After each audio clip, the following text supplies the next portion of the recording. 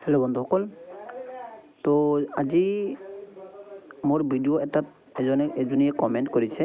প্ৰিংকি গগৈ নামৰ এজনী ছোৱালীয়ে কমেণ্ট কৰিছে আৰু সেই কমেণ্টটো আপোনালোকে চাই আছে। ইয়াতে আপোনালোকে নিজেই পঢ়ি চাব পাৰে আৰু মই আপোনালোকক পঢ়ি শুনাই দিছোঁ।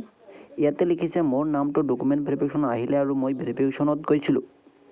লগতে সকলো প্ৰয়োজনীয় ডকুমেণ্ট দেখুৱাইছোঁ আৰু মোৰ ডকুমেণ্টবোৰক 2-3 বাৰকৈ চালে আৰু বাকী সকলো ভেৰিফিকেশ্যন টিচাৰক দেখুৱালে। তাৰপিছত মোৰ ডকুমেণ্টখিনি থৈ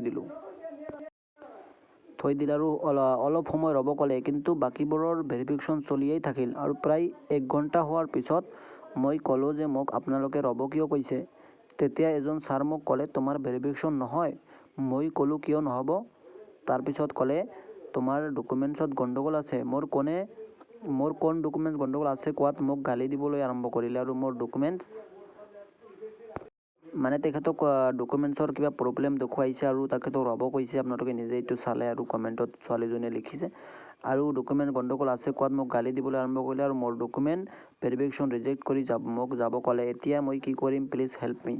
এনেকুৱা এজনী ছোৱালীয়ে কমেণ্ট কৰিছে আৰু ছোৱালীজনীৰ কিবা ডকুমেণ্ট ভেৰিফিকেশ্যনত গণ্ডগোল আছে বুলি তেখেতে যিহেতু ইয়াতে ক'লে, আপোনালোকে নিশ্চয় দেখিলে, ইয়াতে চালে, আপোনালোকক পঢ়ি শুনাই দিছোঁ। আৰু ইয়াতে তেখেতৰ কোনখিনি ডকুমেণ্ট তেখেতৰ গণ্ডগোল আছে তেখেতে কোৱা নাই যিহেতু, তেতিয়া সেইকাৰণে একো ক'ব নোৱাৰিলোঁ।